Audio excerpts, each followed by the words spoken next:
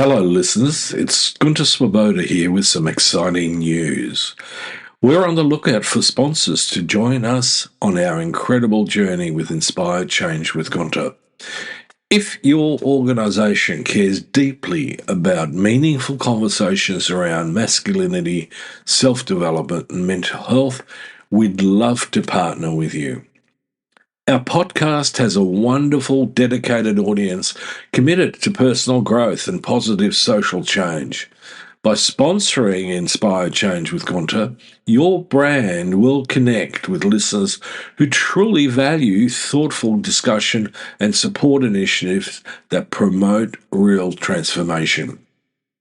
We're incredibly proud to be ranked number 1 in Australia and number 5 in the USA on FeedSpot's top men's mental health podcasts. For more information on how to become a sponsor, please reach out to Miranda Spiegner Sapon, our showrunner and executive producer. We'd love to explore how we can work together to inspire change.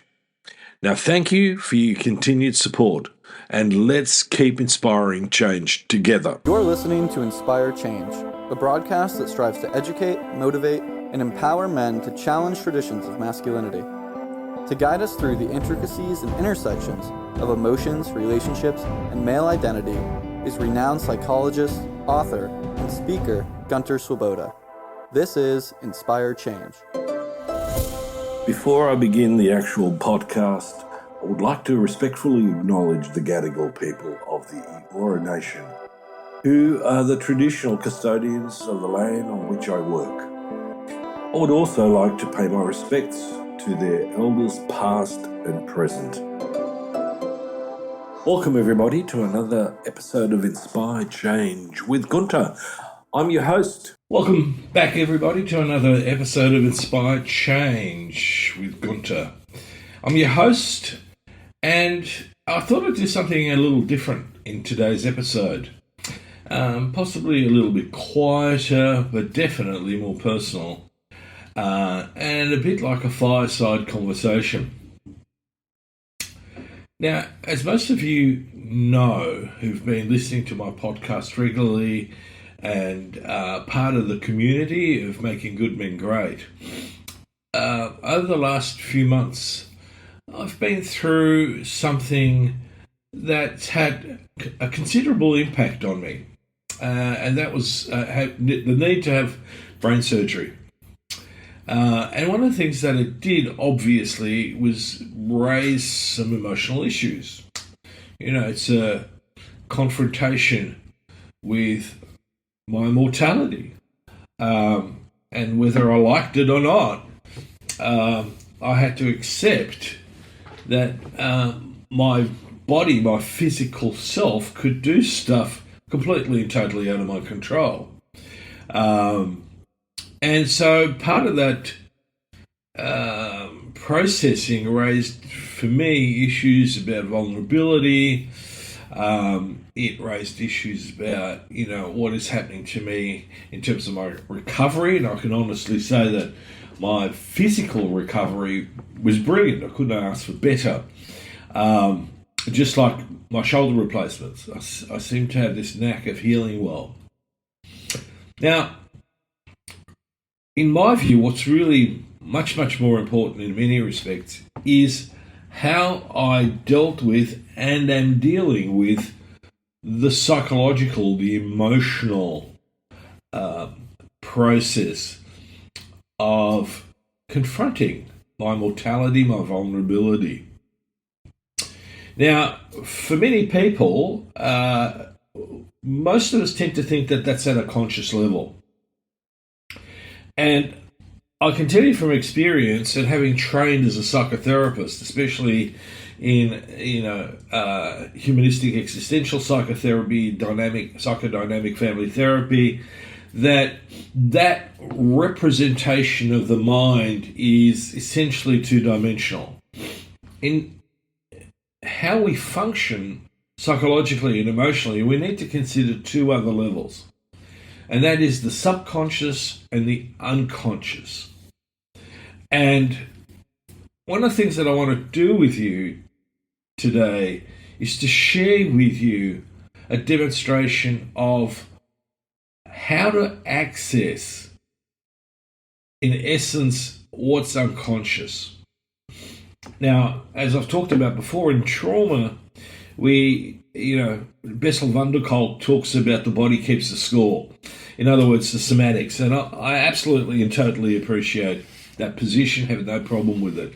And in fact, the somatics are often closely associated with the unconscious processing. Now for a short break for some gratitude. Hello. This week, we hop across the pond to thank our international listeners in Osaka, Japan. From all of us here at Inspire Change, arigato gozaimasu. This is Devana Prinzi, an executive producer for Inspire Change with Gunter. We would like to thank you for making the difference. We appreciate you liking, following, subscribing, and sharing. And if you haven't, please do so now. But most importantly, keep inspiring positive social change. Thank you from all of us here at Inspire Change. During this last period, I began to have a series of dreams, some more obscure than others, and I tend to use dreams as a way of gaining some introspection and to reflect on where I'm at psychologically. So there's one particular dream that I had early on this week, which I thought, wow, that's really quite significant and has in a sense in my world, a place of importance. And it's one of those dreams that doesn't fade away. It actually sits there, it lingers, it echoes, and it becomes part of how I view the world around me. Whether you like it or not, whether you believe you dream or not, the reality is that we all dream. We have rapid eye movement sleep, so we're dreaming in that, otherwise we would go simply insane, literally.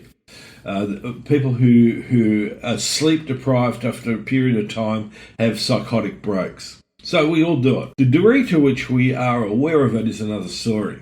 Let me share with you the dream, because it felt long, but in fact it isn't that long. And just a bit of context to the dream. So my background is that I was born in Vienna and I moved to Australia when I was 12 years old. My wife is, her family came out like with the First or Second Fleet. And in her background, there is a Jewish ancestry. It's not front and centre these days, but it's there. And as I'm going through the dream, you'll understand why those two pieces are actually quite relevant. So here's the dream. My wife and I were in an old part of a city, and it felt like Vienna. Now, from the very first time my wife and I had actually gone to Vienna, she just fell in love with the place. There was somehow some connection for her there, or is, and she's absolutely passionate about the place. And to me, in many respects, and this is also weird, is it's like home, but I also am at home here in Australia.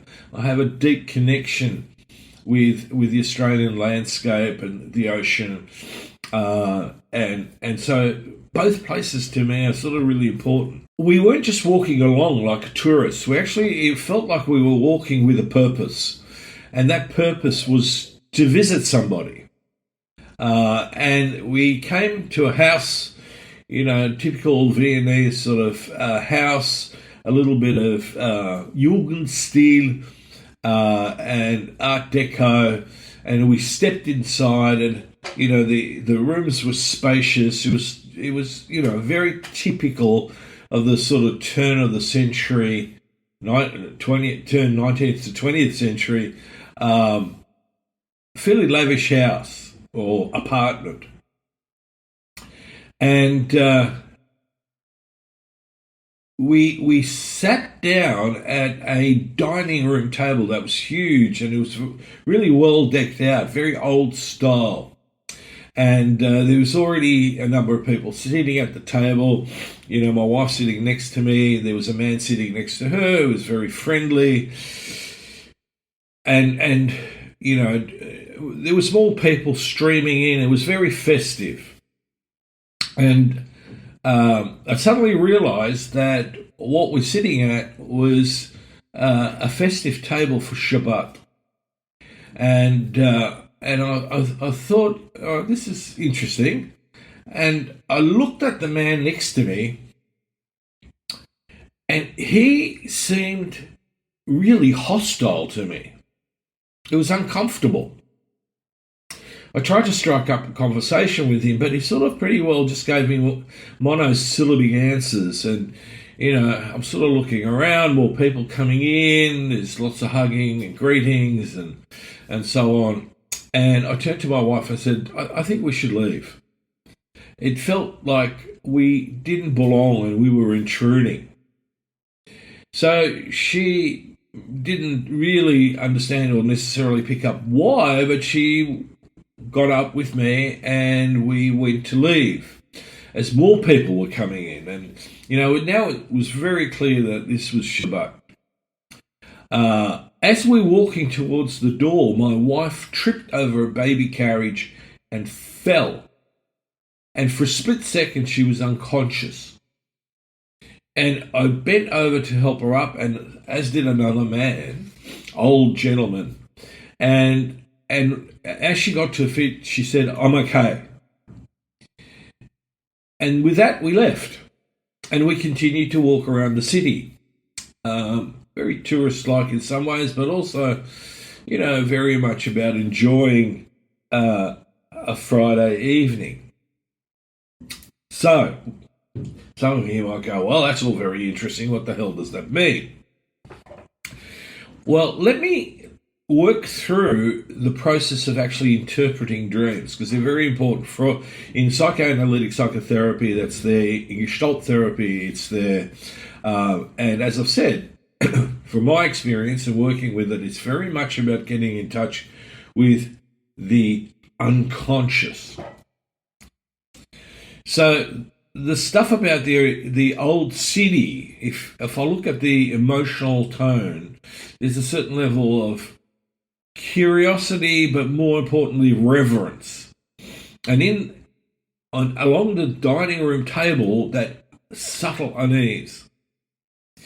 Now, this phase has a quiet depth, an atmosphere of stepping into something old, something possibly ancient and definitely sacred. The celebration of Shabbat is a ritual, a sacred ritual. There is a tone of exploration, but also some disquiet, low-level anxiety. Now, the old city evokes memories for me, identity, and it's about an ancestral terrain. There is beauty, but also something heavy, like a history pressing in. So the possible associations with that is that the uncanny feeling is of returning to a place that once held you, but no longer fits. That's one way of looking at it. The other part to it, and this is where I think in my case it's much, much more relevant, is the bittersweetness of reconnection with heritage, the past, and with aging itself. So entering the house, this transformation into Shabbat gathering, is intrigue. And it's also part of a process of feeling crowded and at the same time a sort of dislocation. This is a dream metamorphosis. The mundane becomes sacred. It's not just dinner, it's a sacred space. So this transformation heightens the emotional sort of register in a way. It's now gone from a casual visit to a ritual participation, at least initially. But it quickly, due to the man next to me, turns into a sense of alienation. The spiritual charge of the ritual is palpable, yet I sense that we don't belong. So the subtle dynamics in this can be twofold. One is I feel like an observer rather than a participant. And sacred time intensifies the feeling of being out of place, as if stumbling into a prayer you don't know the words to. And that too resonates to me because Austria is very much a Catholic country, and scripture was Catholic, and I was raised, at home at least, as a Lutheran. So again, now what about the hostile man? So this is where it got really, like tricky, because what do I do with this guy who's being hostile to me? Now, it wasn't loud hostility, but it was powerful. It was sort of like an ancestral thing, an unspoken judgment. I felt that our presence is unwelcome, just like we crossed into something reserved for others. And this evokes a deep emotional harmonic for me, because it's about exclusion, sort of like almost a spiritual exile. And if we talk about exclusion, the migration experience can evoke a feeling of being different. Now, from a Jungian perspective, this is the shadow. The hostile man may be a projection of an internal figure. So that could be a guardian of tradition, a voice of you don't belong here, or an inner critic shaped by culture or loss. So that too, to me, really resonated. Now, as we're leaving, my wife trips over a baby carriage and falls. She's unconscious. So the emotional tone of that was a sudden dread, but it evoked my protective instinct. And when she said, "I'm okay," I felt relieved. And this is the emotional pivot of the dream, the jarring interruption of movement by a symbolic object, the baby carriage, which is about the future. Now, it triggered fear for my wife, and at the same time, with the baby carriage, the idea of a new life, a future, possibly innocence. Her unconsciousness at that moment signals a momentary collapse of control, connection, an unsafety, a lack of safety. Now, when she regains consciousness, she immediately says, "I'm okay," and she appeared completely okay, as if nothing happened. And so the emotional shifts dramatically into a sense of relief, gratitude, and, an awe at her resilience. So what are the deeper implications here? Well, this clearly, for me, symbolized my love, my bond, and how vulnerable in the face of historical or emotional weight, yet still recoverable, right? I mean, when you're facing mortality, you're facing not just your own passing, but you're actually, facing the loss and the impact it will have on those you love. Now we come to the final scene, which is exiting the house and walking the city. And it was comfortable. There was a feeling of solace and reflection. The emotional register is spacious, it's open. We've left the ritual behind. There's freedom and residual sort of melancholy in a way, but also anticipation. The city has become a reflective landscape. And as we walk, there's a movement towards integration. Integrating memory, dislocation, partnership, and perhaps some unfinished cultural or spiritual threads. So, what does that mean? Well, it could be a combination of things. It could be a little bit of grief. It could be solace, especially the companionship of my wife. And it could also be about mystery. The city remains open, unfinished, not fully known. So, What does that mean therapeutically? Well, it means that I've got some points of reflection to do. So I can use this as an emotional map of my current identity work. Who am I in myself? And are there moments in my current life where I feel a certain or a similar oscillation between belonging and alienation, tradition and autonomy? So in that particular part of the work, I can journal. I can also meditate with a thematic practice on each emotional tone. And to do that, it is a place of quiet reflection. Where does each live in my body? For example, if there was shame, where does that reside? Where's the dread? Does that sit in my belly? Is there calm in my breath? So in that space, it's about letting each tone unfold as a bodily truth as well as a narrative. And that's what I mean by deep work. Now, some of us can do that together with a therapist. Some of us do this on our own. Most of us, all of us, could do it on our own if we understand to some degree the language of the dreams.